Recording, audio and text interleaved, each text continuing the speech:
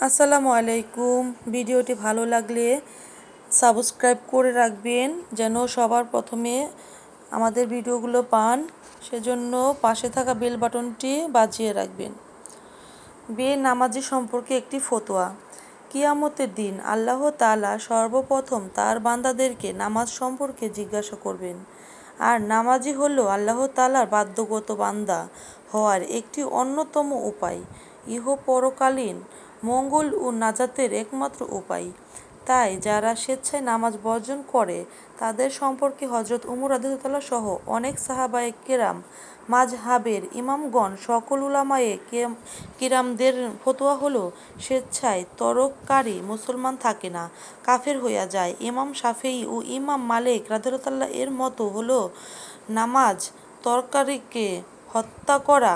ইমাম আবু হানিফা রাদিয়াল্লাহু এর মত হলো নামাজ তরককারীকে জেলখানায় আবদ্ধ রেখে খুবই মারপিট করতে করতে শরীর থেকে রক্ত প্রবাহিত করতে হবে, যদিও সে তওবা করুক বা মৃত্যুবরণ করুক না কেন, এবং সকলেই তাদের সঙ্গে সম্পর্ক ছিন্ন করা। কেননা এক ওয়াক্ত ফরজ নামাজ জেনে বুঝে তরক করলে তার নাম জাহান্নামের দরজায় লেখা হয়ে জাহান্নামে যাওয়া নিশ্চিত হয়ে যায়।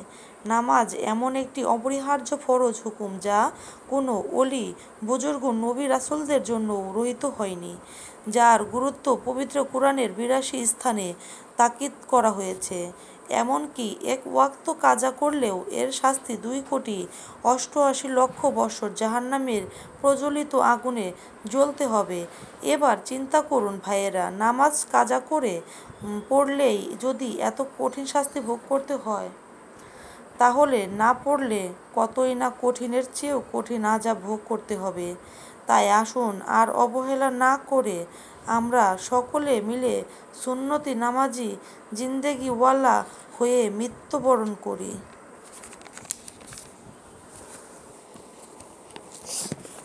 ১ মিনিটে যে আমলে নবীজির শাফায়াত নসিব হইবে।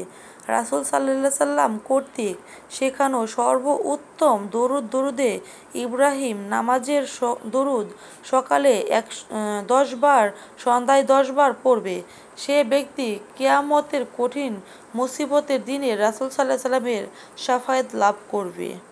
৫ সেকেন্ডে এই দোয়া একবার পড়লে সমস্ত ফেরেশতারা নেক লিখতে লিখতে পেরেশান হয়ে পড়ে।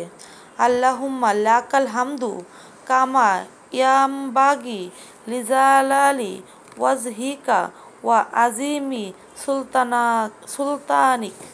সুলতানিক।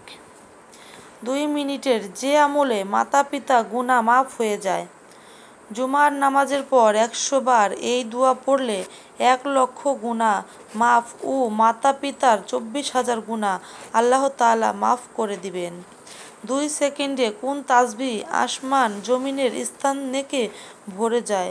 সুবহানাল্লাহ পাল্লার অর্ধেক, আলহামদুলিল্লাহ উহানেকে ভর্তি করিয়া দেয়। আল্লাহু আকবার আসমান ও জমিনের মধ্যবর্তী স্থানকে নেকে পূর্ণ করিয়া দেওয়া হয়। ইলম শিক্ষা করার কি ফজিলত! ইলম শিক্ষা করা নামাজ, রোজা, হজ, জিহাদ অপেক্ষা অধিক নেকের কাজ। অল্প সময়ে যে আমলে কোটি কোটি রাত ইবাদতের সমান।